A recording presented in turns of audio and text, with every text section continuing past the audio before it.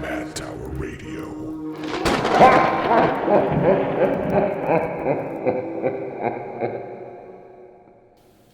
Hello, everybody, and welcome to the 45th episode of Mad Tower Radio. My name is Dan, and as always, I am joined by my co-host Christian. Ryan is dead this week. Oh. And we are in the same room. For the first time. It's got some benefits moving back home, doesn't it? I don't know what I'm going to do because I've never planned to ever have to say any of this heinous stuff to Christian's face. So we're going to see how it goes. And since we only have two hosts today, we figured why not bring back Cryptid Erotica Part 2. That's right, folks. Over the last unspecified amount of time, Christian and I have been putting our eyes on the paper and just sorting through some of the hottest, steamiest cryptid action that we could find. I wanted to give the girl I read last time, I wanted to give her another shot. As you know, she did write a series set in, like, Demon Grey's Anatomy. And I also found out she wrote a, like, dating drama about the 4 horsemen of the apocalypse. A dating drama. And each of the horsemen has their own book, and they find their own love. And she's got a lot going for her. She's cooking. So did you have any thoughts, or did you just immediately, you were like, yeah, we're going to book 2 of like Demon Grey's Anatomy? I immediately wanted to go to book 2, and it was so much better. Really? Oh my! Really? It's so much better than the first one. I'm like, so did it happy. get like good better? Oh, it was good. It was significantly You sound pretty better. excited to take the stage, so I'll let you go first, man. I'm excited to hear it. Oh my goodness! So, what do you remember from the first one? Demon Grey's Anatomy.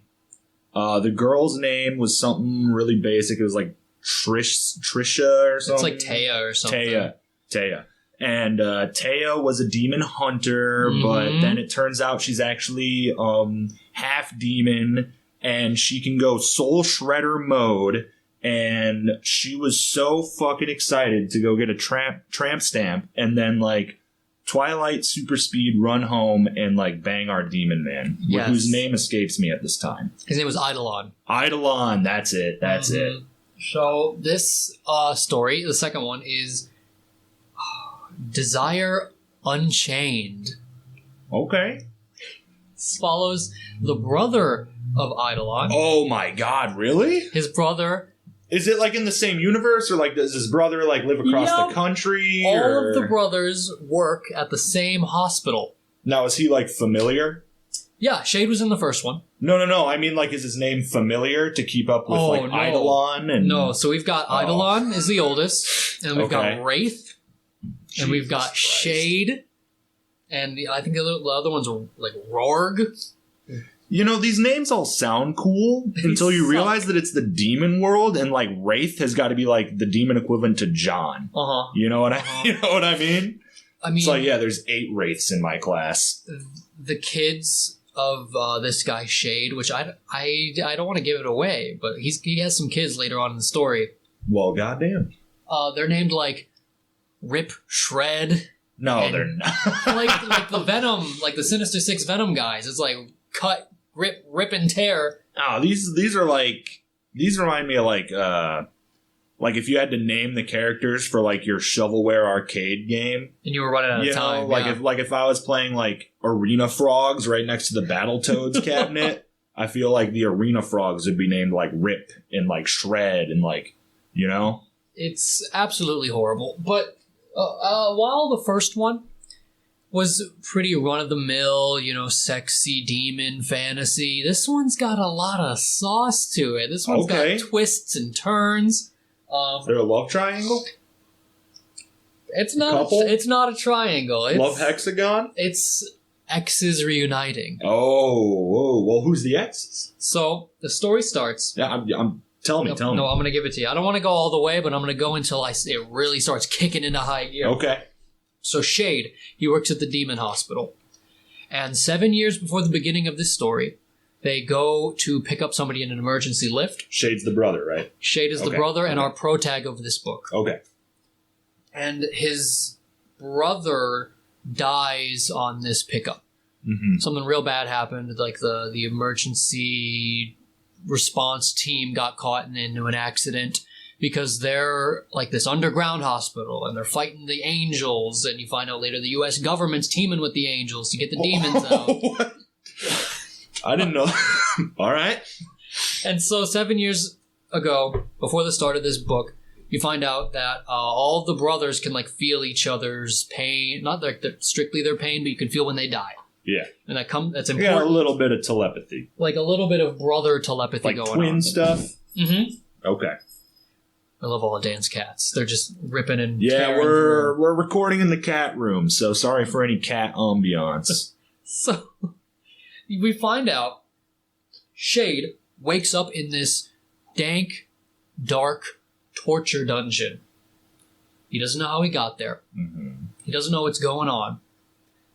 And he thinks he's being caught in the ploy of these organ harvesters, who were the antagonists of the last book. There are a lot of people going around, like demonic forces, who are extracting organs from other demons to sell on the black market. And he wakes up, chained to the wall, and he sees his ex chained to the other wall. Oh, all right. Okay, sure. And she's like, wait a minute. You're that piece of shit who cheated on me with those two vampires. Ooh. And it goes into this whole tirade. So we didn't know this about Shade prior. No. Okay, Shade so was just a good guy. Okay. But he's got a soft spot for the ladies. Well, the weird thing is, she's a human. Which is weird for Seminist demons, which is their breed. Seminist? Seminus. Spelled how it sounds? Seminus. Nope, not spelled how it sounds. Seminus demons, if you I thought they were like the breed of demons that were like made for impregnation. That's the ones. Oh, okay. It's just not spelled like it. No. Okay. And so you find out Shade had a really good connection with this woman. Mm-hmm. And that they were doing well. And it's just, sex demons got a sex. And one day, she comes home from work and finds him in a voluptuous three-way with two vampires. Mm-hmm. All right. And she leaves him that night, runs away in a fury, and gets attacked. By a werewolf. Oh. We know a couple werewolves. Yo. I don't know their names. There were some werewolves in the hospital. Our boy Eidolon is BFFs with a werewolf, right? Yeah, there's some werewolves, and also... His name's like Muncher, right? I don't remember his name. But there's also some vampires at the hospital, okay? And she is chained to this wall because that night when he ran away... Does Shade have sex sense like his brother? Yup. Okay. He can find out if you're horny. He has detect horny, 30 feet. Okay. He finds out that she was bitten by a werewolf that night. Damn. And now she is like a part of the demon underworld. Oh, damn. Okay. So, not only do you have to worry about your crazy ex in the demon world, you also then have to worry further that your human ex, which I imagine is like a toy to these demons, right? Absolutely. That your human ex can go out and get involved into the demon world and is now just a regular ex.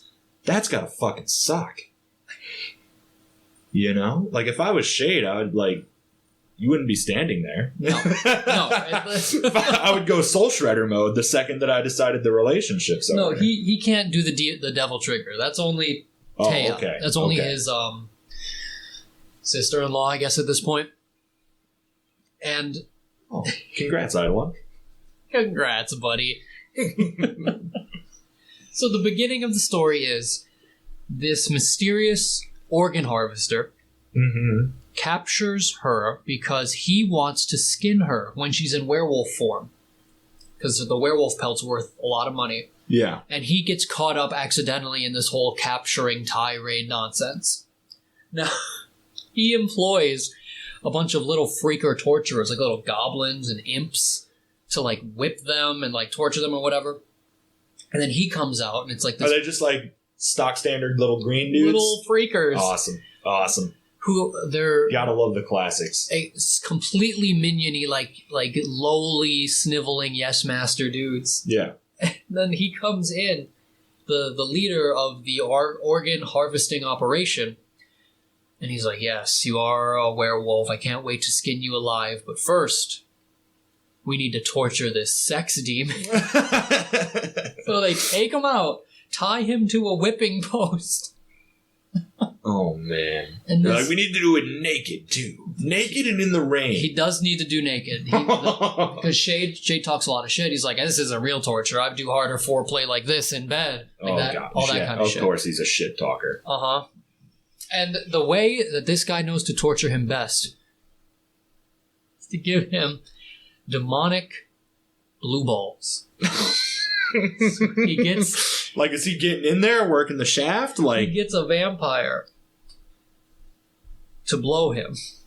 All right. But never finish him. Yeah, we're going to torture you. We're going to tie you to a post and make a hot vampire suck your dick. You're going to be edged. How about that? You are edged for your entire time torturing. Like, he's going to whip you, put nails in your fingers and edge you.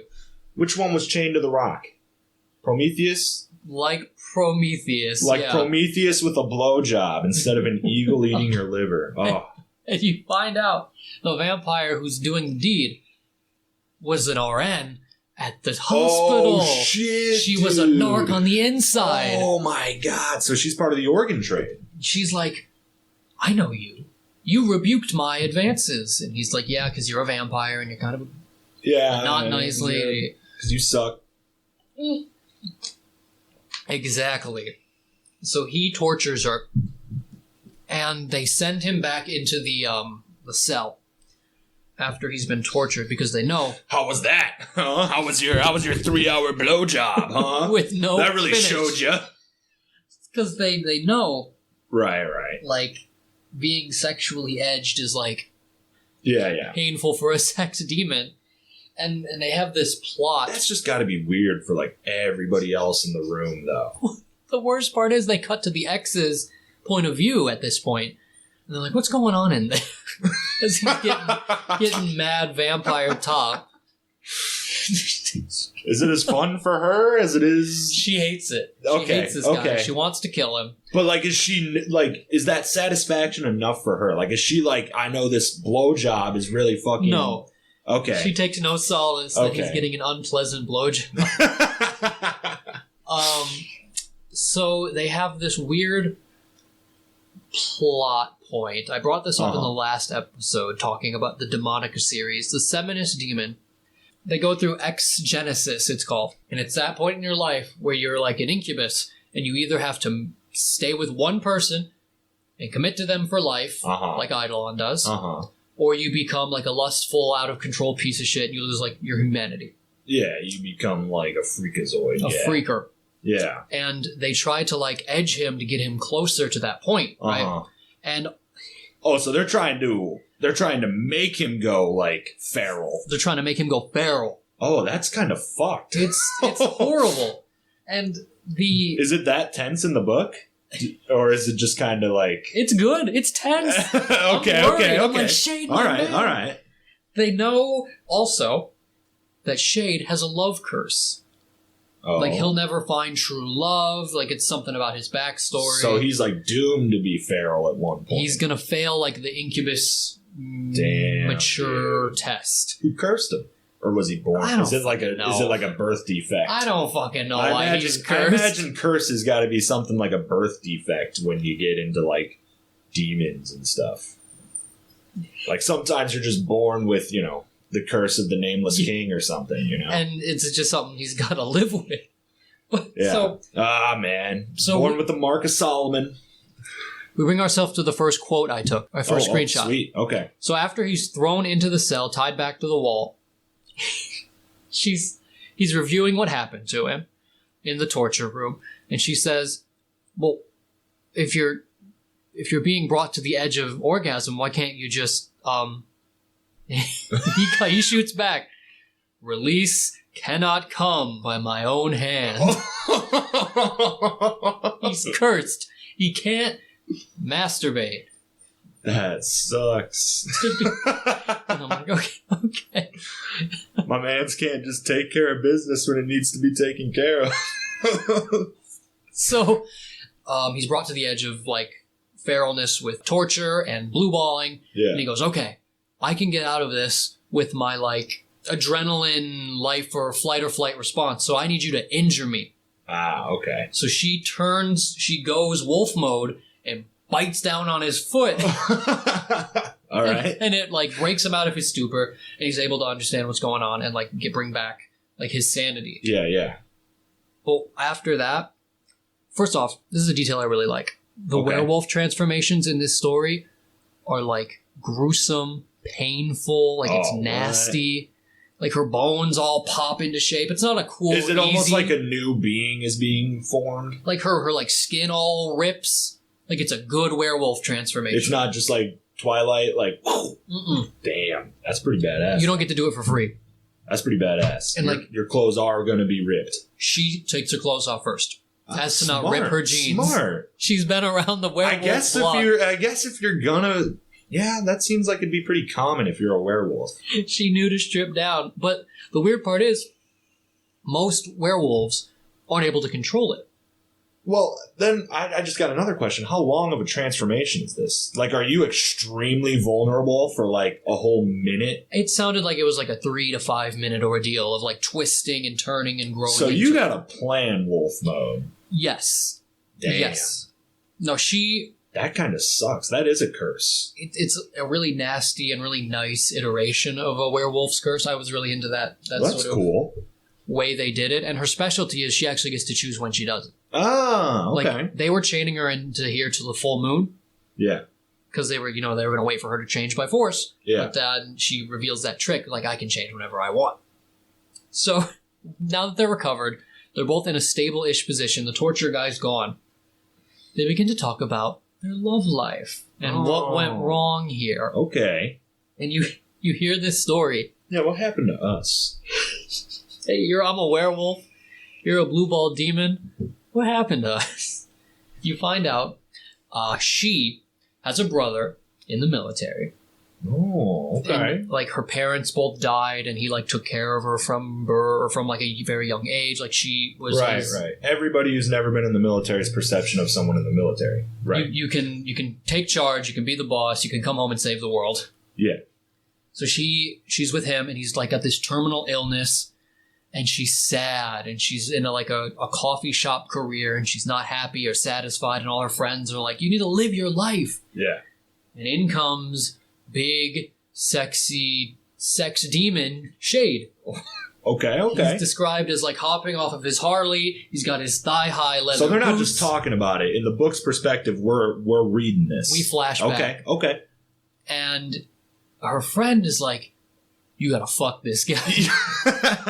You got to. This like... Something about him. Something when he entered the room. There's like some kind of sexual aura up to about 30 feet. I feel like I'm being overcome with these feelings. Well, he kind of talks about it. He's like, it's kind of disingenuous with a human because my aura is so strong. I told you. They gotta look at them as just toys. So they go he goes up and orders his black coffee, and the friend is like, she really wants to ride your motorcycle. Not what? Okay, all right. I'm glad that's the dialogue. And she doesn't clock out, doesn't tell the manager, doesn't like empty the cash register. They go to the back alley and they get to business. There was not even a motorcycle ride? To business. No time to wait. All right. And at that point, she's hooked. She loves him. The pheromones are in him. And that brings me to my second quote. Let me pull it up. For when they could both breathe again, she lowered herself to her feet, and he pulled out, tucking himself swiftly back into his pants. Warm, tingly fluid dripping down her leg, blasting her back to reality. Oh my God. You didn't use a condom. I'm sterile, and I am not a carrier for disease. That's it. She said, okay. Nothing It's almost weird. like he had like a business card ready, you know? He's like, yeah, it happens a lot. She doesn't know he's a demon. She just thinks he's a dude who lays pipe in the alley. Right. And she's like, okay. So then they date for like 2-3 weeks. And then I mean, I'm not gonna open the can of worms on how fucking sketchy it is in the first place that this demon is like, I mean, this human's practically consented. Don't mind my 30-foot cone of sex seduction. No, another thing I really liked about this one versus the other one is there was a lot of consent in this alley fucking. Oh, okay. There's a very drawn, like, couple pages of her being like, oh, I'm not really into this. This isn't really my thing. And Shade's like, tell me yes or tell me no. Like, we can't go. Yeah. We can't hang out in this gray area. Well, he's, like, lifting her up in the alleyway. And he's like, listen, is this a yes? Is this a no? Because I need the answer or we're not. Right. And she says yes. Whereas the first one, I think Larissa Ione wasn't really as respectful towards these kinds of things. It was kind of just like horny beams. Yeah. So I was happy to see that. Her writing skill. That's good. She's improving in her art. Well, hey, I mean, what can you say? She's improving. That's fucking awesome. So how thick are these? This one was... Like, are they real? Like, 400 phone screens. Because, like, the shit that I'm reading, like no disrespect to whoever it is that wrote it, but, like, I wouldn't call it, like, a real book. It's, like, the stuff that I find, it's, like, 20 pages. No, I read a novel. Okay. Now, that brings me to my next question. How long were you reading this? How long did it take? Did you find that you were able to go faster because you were doing this for, like, a purpose and not leisure? Because this was a business erotica and not a pleasure erotica, I went a little fast. Yeah. I didn't, like, ooh and ah over the bits. And also, I had a convenient 18-hour car ride in the last week. Who narrated it? I did not. You didn't get an audio version? We didn't read aloud. No. Okay. So I had a lot of time on my hands for cryptid erotica. So we got one more scene left. I want to give it to you because it changes the whole thing, and then that's where I'm going to let you go. Please go finish this book. I'm only letting you like 20% of the way through. Okay. So the guy comes back in after they have spoken. Shade. The torturer. Oh, okay. Torturer comes back in. So before he comes in, though, I want to let this out, though. You find out her brother is part of the Raider X regiment of the U.S. Army. Excuse me? That's the cryptid regiment. The Raider X regiment. The Raider X? Oh, my God. And they're like, okay, we're going to handle your werewolf business. We're going to, like, help you take control of it. And we're recruiting you. Sign these papers, girl. You're enlisted. Whoa! So she's working for the U.S. Army, like dealing with the cryptid underworld. And that's how she get caught by this guy in the organ harvesting biz. Huh. Wow, that does sound like way more interesting. And Eidolon's just off. See you, buddy. He's doing medicine. He shows up a couple times. Like, we cut to him and they're like, my brother's not been home for a while. I hope he's okay. Jeez. Well, I mean, honestly, like, I really don't have that much to hate on because it sounds like she's, like, improved her writing style. I mean, some of what you're telling me, it sounds like decent tropes that have the making of, like, a good story. You know? There's some cringe, but I'm enjoying it. Like, I think the conflict that's going to come up later where she has to choose between her brother and, like, not genociding all of demonkind, like, I think that's going to be an interesting plot point eventually. You know? So we find out after the torturing, after the recovering, the torturer comes back in and uses his secret, horny, illusionary powers, his horny suggestion powers, to make our protag Shade and Runa fuck. See, that's the stuff I don't like, though. I didn't like that either. I like, if you're gonna make magic in your universe, make it like... I don't care if it's, like, mysterious or something, but like make it so I can follow the rules. Mm-hmm. You know what I mean?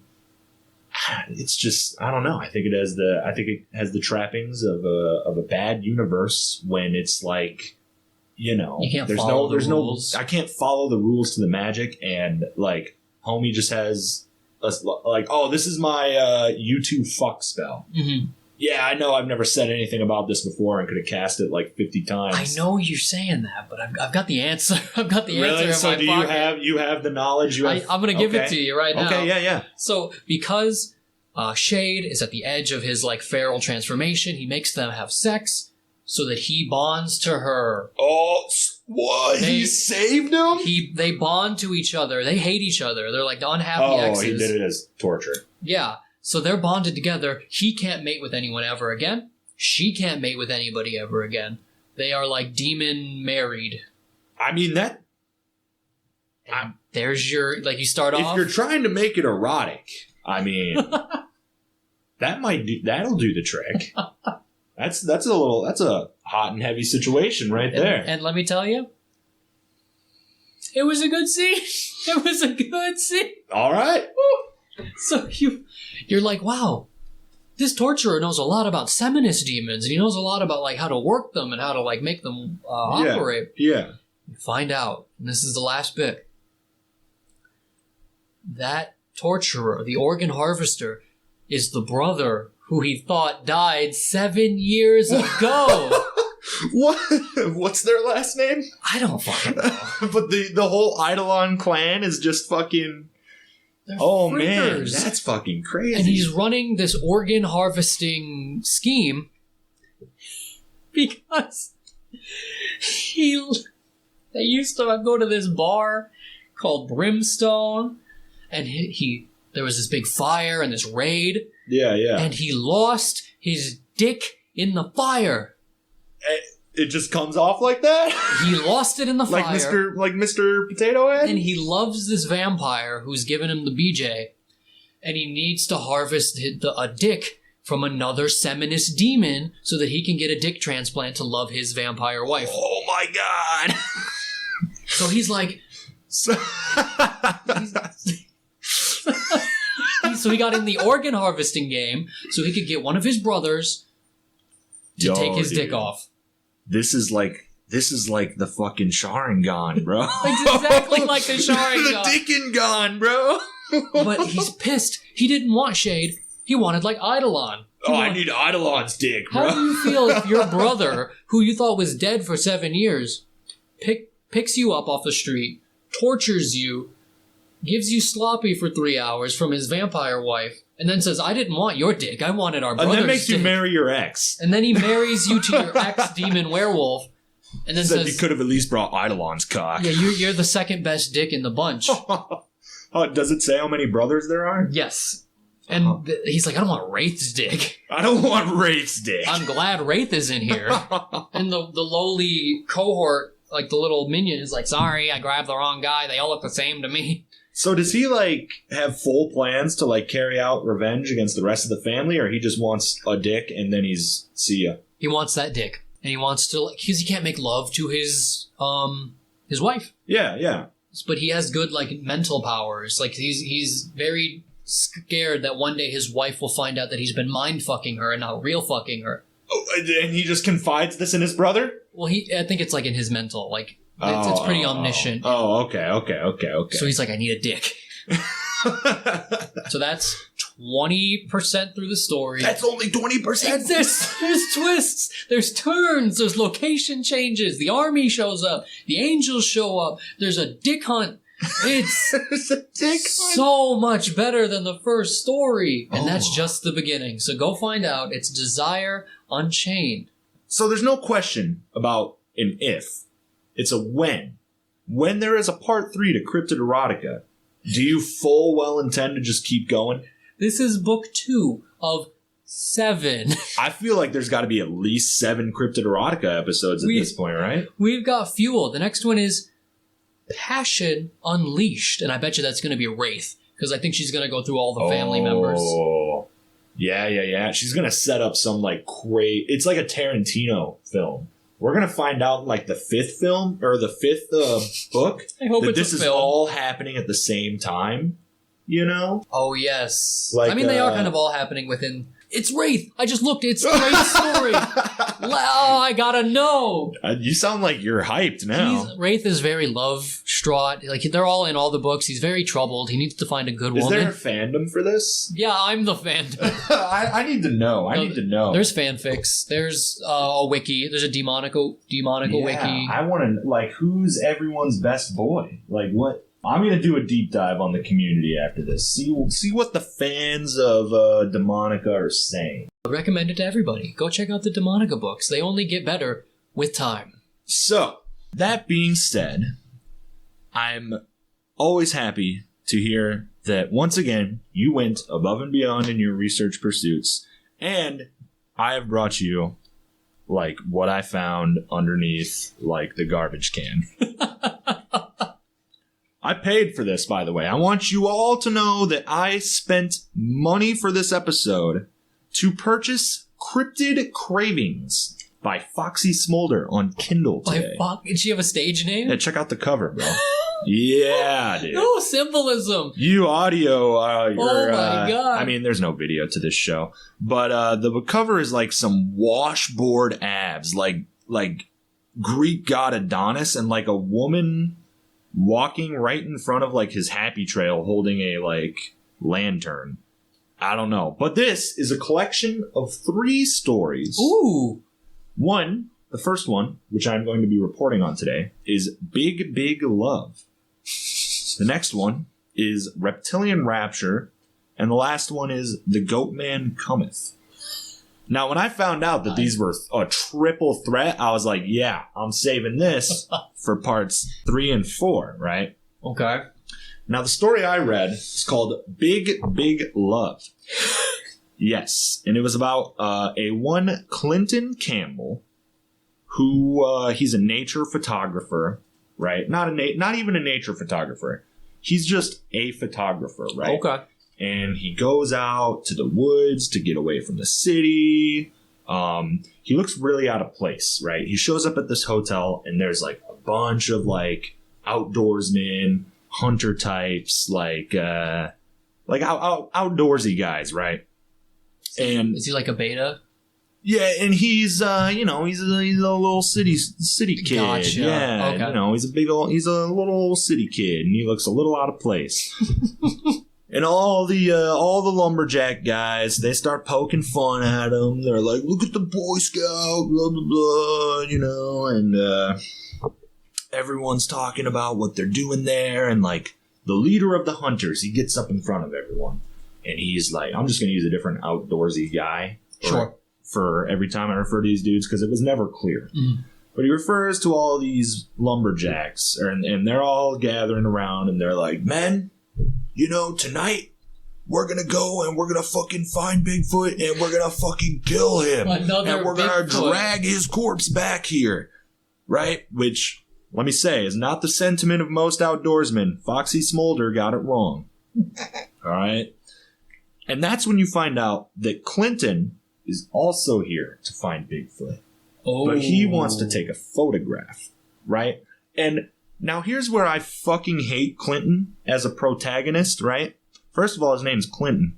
Bad. And then second, he says the only thing he really knew about Bigfoot was that no one had ever managed to get a clear picture of the guy.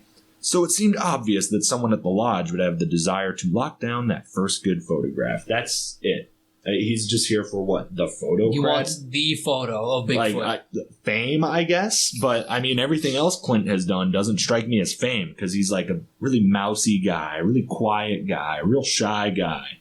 Is he usually in the, like, cryptid sector of photography? No. One day he was like, I'm going to go out to the woods and get a pic of Bigfoot. Yep, and he's surprised. He's like, wow, there's other people here that also want to find Bigfoot? Like, just enamored in this cryptid hunting. Like, what? Yeah. Okay. Stupid. He's an idiot. Like, it feels unmotivated? It feels unmotivated. It feels like Foxy Smolder just wanted to put a guy in a situation. A Bigfoot. Yeah. Wanted to put a guy in a potentially erotic Bigfoot situation. Okay? But hey, whatever, Doesn't matter how we got there. We're here, right? Oh, we all. So Clint breaks down the trail with the hunters, and eventually he's like, you know what? I'm fucking sick of these mongoloids. Like, I'm gonna just slow down, And they pass him, and now he's alone in the woods. He breaks off a little bit to make camp. It was never specified how much shit he brought. I don't know how detailed of a camp he's making. He could have just sat down on some pine needles and been like, "Yep, this is camp." Okay. But he's like, I'm gonna cloverleaf out from camp, and see if make rings around this, try and find Bigfoot, right? so that I'm not with this big old fucking crowd. Okay? And so Clint is walking around, and he comes back up to his camp, and there he is. There's the Bigfoot? There is the Bigfoot, right? And here it is, right? Oh, please. Give me an excerpt. So he's looking at Bigfoot. Bigfoot's looking at him. Bigfoot's like this monstrous beast, right? And from the way it was described in the book, just imagine the Jack's Link beef jerky commercial. Okay. You know, that's what we're looking at right here, right? And Sasquatch is looking at him. He's looking at Sasquatch. Sasquatch is holding one of his walkie-talkies because he was going through the shit at his camp. And then Sasquatch looks at the walkie-talkie and looks at our protagonist Clinton and says, "Does this thing work?" No. Yeah. No. Yeah. In the the Queen's fluent English. Queen's English, Bigfoot's like, "Yo, does this walkie-talkie What's the work?" range on this, bro? So Clinton, he goes, "You can talk?" And he has this huge exchange with Bigfoot. It's the tropiest thing you can imagine if there was a talking Bigfoot. It's like, "Oh yeah, I was always able to talk, but humans suck, so I just hide out in the woods." Feels like a Scooby-Doo bit. Sometimes I only talk to super special humans like you, Clinton. Because you have a walkie-talkie. Because you have a thick cock. No. So, but he's talking. He's conversing with Bigfoot, right? And he's like, Great. "Oh my God." He's like, "This is nuts." You know? It's just usual shit like, you should make yourself known. And he's like, "No, the world isn't ready." True. And then he's like, "Well, let me at least do my part to help human and Bigfoot relationships." First he goes, "What can I call you?" And Bigfoot's all mysterious, right? And he's talking like, he's like, "Oh, sometimes me sleep many moons. Me hibernate for a year, I think." And so basically it's saying Bigfoot's immortal is what they want you to infer. And he's like, "Yeah, the last time I had a name, there were some funny looking guys in some tents with face paint on, and they called me Chie Tonka." And Okay. he's like, "So you can just call me Chie." Yeah. I knew you'd love that one. Persona 4 best girl, Chie, Not right? Chie, the Sasquatch. Yeah, Chie the Sasquatch. Yeah. And so Clint's like, "Well, let me do my part to further Bigfoot and human relationships." And Bigfoot's like, "Well, what do you got in mind?" And he's like, "Have you ever had a foot massage?" I feel like it's a very sensitive topic to bring up to a Bigfoot. Like, the first thing you say is, "How about them big-ass feet?" He goes, "Have you ever had one?" And Bigfoot, who hasn't had a name since the Native Americans were around, which was a pretty long time ago at this point, right? He goes, "No, but I heard they're great." From who? Who's out in the Who'd you hear woods? from? I bet people are walking in the woods, they're hiking, and they're like, "Man, I need a masseuse." I need a foot massage right now. Is Clinton a licensed foot therapist, or No. does he think he can just really I get think in he's it? he's a hobbyist. They talk about it. He's like, I'm no podiatrist, but I could tell that his feet were getting softer. He's a dilettante. His feet were getting more pliable and relaxing as I massaged his feet. So he rubs these toes. he's massaging Bigfoot's feet. And at first he's like, "Man, am I not doing a good job or anything?" Because Bigfoot was like, you know, Big your old big ass foot. foot. It's like, he was like, "Man, I'm really fucking up Bigfoot's massage." So he's like putting his whole body into it, right? And he's fucking massaging his feet. And then Clint's like, "Hey, yo." Clint's like, "Yo, I'm massaging these feet, dog. I'm massaging these feet." And he talks about how he's starting to feel a heat. Getting a little hard. He's starting to feel a heat in his belly. He can feel himself getting hard, right? Is what he says. From rubbing Bigfoot's feet. Yeah. Well, okay, hold on. I highlighted it. I forgot I highlighted it. Oh, thank right? God. He goes, this is how he broke the foot massage. He goes, "I think I can help."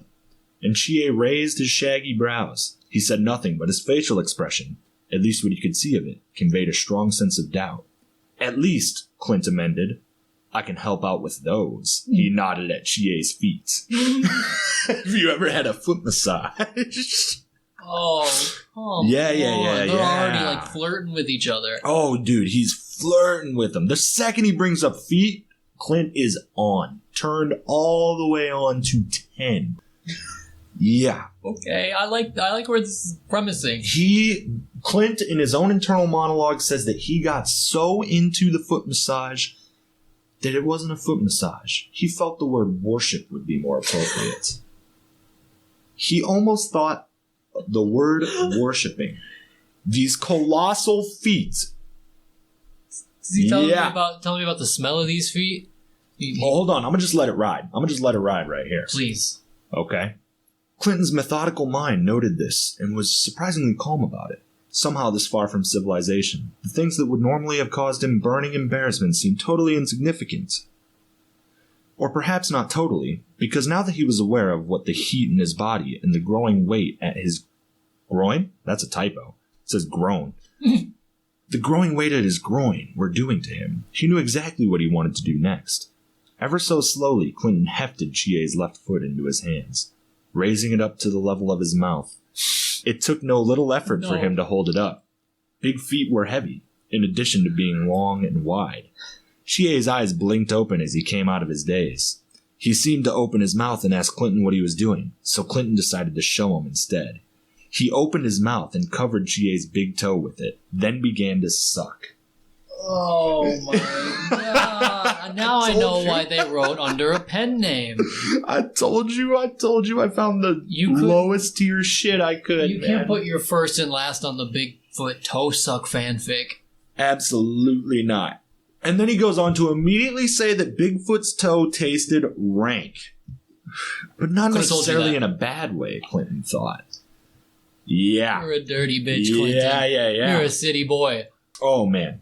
So it's like 4 more pages after that of sucking? Toe sucking. How can you talk about toe sucking for 4 pages? Yeah, and then eventually Bigfoot's like, come here. He reaches out and he's like, he pulls Clint into his lap and he's like, you want to do this for real? And Clint's like, yeah. Clint's like, no hesitations. Enough games, Bigfoot. We're going to Pound Town. Right? He goes, yes. He goes, yes, I want you. I think, deep down, I always wanted you. Are you sure, Clint? Because 45 fucking minutes ago, the only thing you knew about Bigfoot was that no one had ever taken a picture of him. But you thought deep in your mind you always kind of wanted to fuck him? Yeah, but you wanted him so badly, huh? Yeah, you're not going to fucking gaslight him when this goes south, are you, Clinton? It seems like you're kind of playing to the crowd here. You're kind of trying to make Bigfoot feel good? Yeah. Oh, Bigfoot is a caring lover. Good. He spends a good couple more pages. They're just making out. Bro. Just in the wood. And I'm wondering. Bigfoot? And I'm wondering, because it never specified how long he waited for these hunters to leave. You know, like I'm wondering if like the return party is just going to look over and see Clint like just going at it. Like Clint just getting fucking destroyed over there. Well, if a group of hunters are going to come across you and a Bigfoot in relations, would you rather it be in, like, the full throes of it, or would you rather them see, like, the toe suck? Or would you rather them see, you know, the 20 minutes of loving makeout? So, I think that if you walked up on the full throes of passion, one, nobody has to expose a fetish that maybe didn't want to be exposed. Everybody fucks, but maybe not everybody's sucking toes. That's fair. Okay? That's fair. And two, if you walked up on the toe sucking, there's too much room for interpretation. If these guys are really the rednecks that Clint makes them out to be, they could be like, Bigfoot's got him under his mind control, and just start fucking emptying the clip. But if you walk up on the full throes of passion, there's nothing to be interpreted. No mistaking what's going on. Okay. So you made a good point. So I think I'd rather them walk up in the full throes of passion. Yeah. Yeah, and Clint's going on and on and on about, like... I don't mean to assume, but Clint's on bottom, yeah?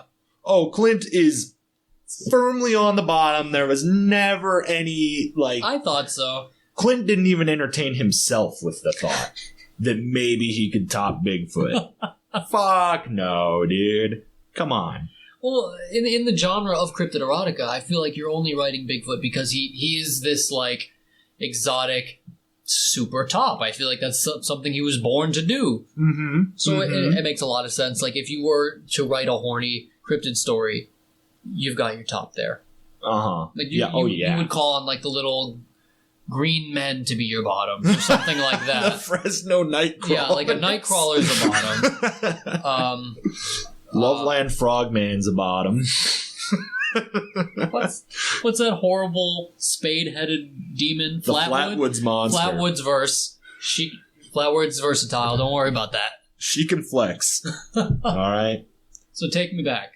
Yeah. So Bigfoot's like, you want to do this? And Clint's like, yeah. Consent. And so they go on. They keep going on with the foreplay. They're still foreplaying it up for a little bit, right? And we then go on to learn that, for lack of a better description, that was a big cock in the way of Bigfoot's tool. One would only assume. Right.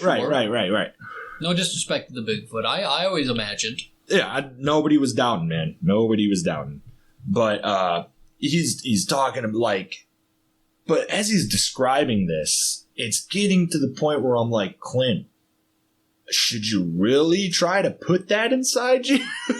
There are many things you can do without risking internal damages. Like you can service this man in other ways. Yeah, you're working probably like way too much equipment. Does he practice? Does he have a plug? Was he prepped for this? I mean, they do a little, like, Bigfoot tests the waters. Chie tests the waters, you know. He's like, let's see if we can get it to the base before we do everything. You know, let's see how far we can get it before we go crazy, all right? Okay. Yeah. And for the sake of the story, right, Clint can take it all. Okay. That's the first issue I have in this story. Yeah. Man took no prep. Fucking way. No forest lube. Yeah. Clint was like, hold on, let me polish that off for you so there's a little bit of fucking lube. Clint is just able to take full-length Bigfoot, which I call bullshit, bro. Foxy Cleopatra, there's something going on. You've all heard of Mr. Hands, all right? And that guy died, all right? For those of you that don't know Mr. Hands, go look it up. But yeah, that dude's dead, all right? Oh my God. So no way. Oh my God. No way Clint's taking full-length Bigfoot. On night one? Yeah. But okay. Yeah, from then on, it's just some Bigfoot smut. It is just some Bigfoot smut. And then, they also want me to believe that, Clinton was also able to handle the delivery? No fucking way. No way, dude. So, did the Bigfoot ask if you would prefer, in the most polite way possible, a glazed or a Twinkie? Hold on, I'm finding the quote. So Bigfoot checked out as soon as he found out he could go full hog. When Bigfoot found out he could go full hog, he said, "No more waiting." Chie growled in a tone that made Clinton's knees turn to water. Oh, and then Clinton said, God. "Let me," and fucking Chie cut him off. So as soon as Bigfoot found out he could go whole hog, he was going whole hog. Okay. Yeah, he was, and like, not very cool, not very good, loving partner. No, not great. And I thought it was gonna come up. I thought it might have been part of the story that, like, yo, Bigfoot, we can't fuck. You know, like, you're gonna kill me. You know, a better writer would have addressed this. A better writer would have addressed this, but I think this writer just wanted to write a story about, you know, Bigfoot fantasies, or 2, they wanted to make some shock factor, shock value story that idiots like me are going to think are genuine and talk about for an hour or so. Sure. Either way, I'm still having fun. But yeah, they're talking about, you know, and like Clint is like screaming out to him. Oh my goodness. You can't be screaming Bigfoot in the woods. You're going to attract the hunters. He's egging him on. You know, he's like, They have no fucking care in the world. Bigfoot, master of stealth for eons. Decades. Eons. Thousands of years. Unmeasurable time by human hands, right? Like, and he's like, yeah, I'm gonna risk it all for Clint's pussy. Like, what the fuck, dude? Have him screaming my name? Yeah, it's right off trail? How far are we? 10 feet off the trail? 10 miles off the trail? Off the trail? Like, you can still see him? Like, I don't think Clint's the kind of protagonist that could make it 10 miles off the trail by himself. Sure. So I just really can't imagine that they're far from everything around them. Shaking the bushes, screaming his name. Yeah, and like ripping his clothes off. Bigfoot did not give Clint the chance to take his clothes off. He ripped them. As soon as Chie found out he could go whole hog, he ripped them bitches off. Oh my god. He ripped them shits off. Yeah. The throes of passion, I'm right? kind of leaving Bigfoot's side on this one. He's kind of sounding like a selfish lover. He's a little rough, maybe, but But Clinton seems to be enjoying himself. Yeah, Clinton seems to be enjoying themselves. How often does Bigfoot get to top among the Bigfoots, right? Maybe he's been waiting a long time in line for this encounter, right? So, Is he being a little selfish? Sure, but maybe it's not indicative of his character. Or Bigfoots in general, okay. Yeah, or Bigfoots in general, you know? Do they address the topic of multiple Bigfoots, or is he a one-of-a-kind? No. They talked about the walkie-talkie, and they talked about fucking. Down to business. You speak English? You want to fuck? You speak English? Yeah, let's go. I mean, these Bigfoot fuckers, they don't care.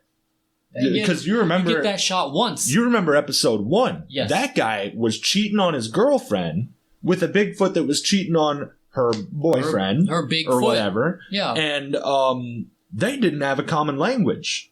And she saw him naked. Yeah. He saw Bigfoot naked, and he was like, hey, what's up? Like, he just took his pants off, and he's like, we trying to do this? Mm-hmm. And she was like, yeah. But this one, I mean, they talked. I mean, it wasn't like dinner or anything like that, but I mean, hey, I okay. So how are we finishing this out? What happens next? Yeah. Okay, yeah. Let me bring you to. forgot about the fucking ending. So they're having pillow talk, right?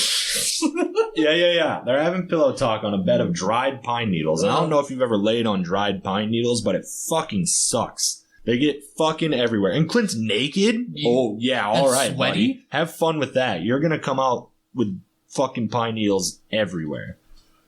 Okay, so he goes to get up. He's putting on his spare clothes. Bigfoot's like, where you going?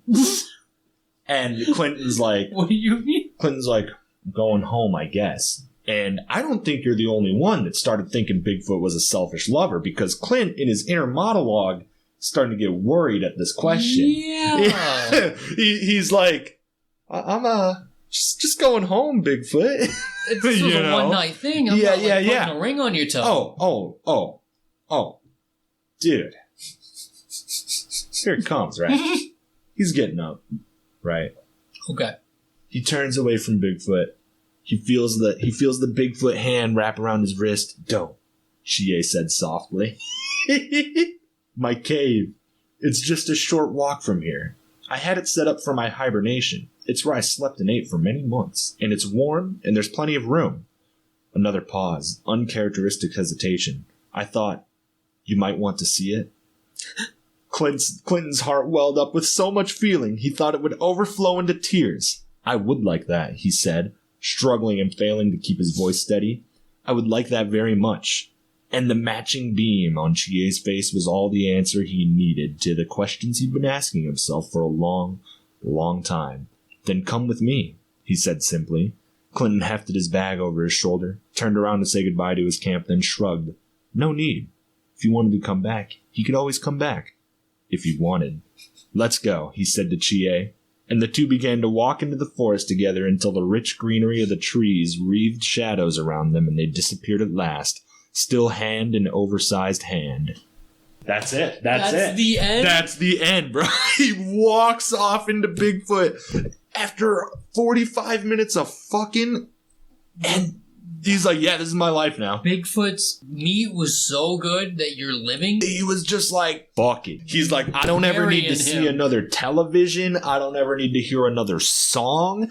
I don't need to see another human being, dog. Because I got this fucking Bigfoot god rod right here. I would understand if like a gray picked me up and gave me the suck and fuck treatment and then said, do you want to live in my super advanced paradise? That's a different thing. Or if like some ghost like isekai'd me away to Ghost World Danny or something. Phantomed me. Yeah, that's got some advantages. At least it's completely new. Bigfoot's like, hey, do you just want to forsake all of the modern benefits and conveniences and medicine and toilet paper and like a McDonald's burger every now and then? Fuck all that. I got this Bigfoot dick back in the cave. What are you going to do when Bigfoot goes into hibernation for 10 years? Yeah, are you just going to come back out of there? You leave. Because you're setting yourself up for failure, Clinton, right? You're going into this cave with no resources. And you're just going to get dicked down by Bigfoot. Every day? Every day. And then what? Bigfoot goes into hibernation, which could be for years. What are you doing? Like, are you gonna wait till he wakes up? No, you'll probably die. So what are you gonna do? Are you gonna walk back into society with your shit fucking credit score and your $0 and no place to live and no fucking clothes and no cell phone? Like, just walk off into the woods, find the biggest rock you can and drop it on your fucking head. Because that's what you're setting yourself up for, Clinton. Bigfoot, I imagine, wouldn't be too happy to see you gone if he does take a nap. Yeah. You don't know. Is he going to be asleep for the next 10 minutes? Like, how long are you going to wait for Bigfoot to be out before you leave? Exactly. Because, the second you leave that cave, are you just going to be overwhelmed with the anxiety of, like, what if Bigfoot wakes up and doesn't find me? And, crushes your head against a rock. Because huge red flags from Bigfoot. You do not need to be going back to that man's cave now, He's a clingy beast. Yeah. This went from like cryptic erotica review to like toxic lover helpline. All right. If you meet someone and you bang within 45 minutes, probably not a great idea. But if you find yourself in that situation, don't then further go back to your house, back to their house with them. Not even that. Just don't move in with them. Yeah, I mean, hey, I'm not here to tell you how to live your life. Don't move in with a guy that you banged 45 minutes ago for the first time, that you met 48 minutes ago. Come on, man. Especially when the forest is crawling with hunters. Yeah, the forest is teeming with dudes who are like, yo, if we see a big hairy guy, we're gonna fucking kill him. And the first big hairy guy you saw, you were like, I should hang out with this guy for the rest of my life. Imagine the scene, right? You're round 2 with the Bigfoot, but you're in his home, so it's comfortable, and he's more comfortable. And the hunters come in, and you're spooning the Bigfoot. Yeah, you saw date night Bigfoot. Yeah. You saw date night Bigfoot. What you didn't see was like, where the fuck is dinner, Bigfoot? You didn't see like, how the fuck did you forget my Coors Light when you went out to the fucking grocery store, Bigfoot? That's not what you're seeing. Yeah, are you going to teach him modern conveniences? Are you going to bring him back a Big Mac? Yeah, like, hey, Bigfoot, like, I really want to make this relationship work, but I, like, need to go into town. Yeah. I have to say goodbye to my mother. Yeah. Before I join your cave hibernation thing. Or what if he wants you to hibernate with him? There are too many questions for this relationship to work. No. Nope. And with that... That was riveting. Oh my god. That ending just gave it so much. Dude, I was reading the ending today and I was like, what the fuck? What are you thinking, Clinton? The dick can't be that good. But yeah, it was a good time, good read. I laughed. I knew this was going to be great content for the show. I did not know that we were going to get some LGBT representation in this story. Yeah. So I thought that was interesting. Good for I'm glad it's not just like, the cryptid erotica isn't just for straights, all right? Get that through your fucking skulls, all right? Yeah. And I mean, when we do part 3, I'll pick up right where I left off. I do have all of the Demonicas ready on my library card. I'm tainting my library card for this. Let's fucking go. So I'm packed and ready for more. We will do more, and you don't know when you're going to get them. We don't know when you're going to get them. But there will be more Cryptid Erotica, so stay tuned for part 3. In the meantime, we're going to go back to the usual good old times of ghosts and ghouls and things that go bump in the night. And if you have ever seen any yourself, I would love for you to let us know at supermadtower@gmail.com. We're on Twitter and Instagram at Mad Tower Radio. We're on TikTok, but we don't fucking use it. Don't hit us up on there. Comment on this video. If you're listening on Spotify, hit us with that 5 stars, like, subscribe, do all that good stuff. Christian, you got anything for these people? Yeah, as someone who is going into the woods in 2 days and who just bought a really nice camera, I hope Bigfoot invites me back to his A crib. frequency beyond space and time. A speak of knowledge. It is Mad Tower Radio.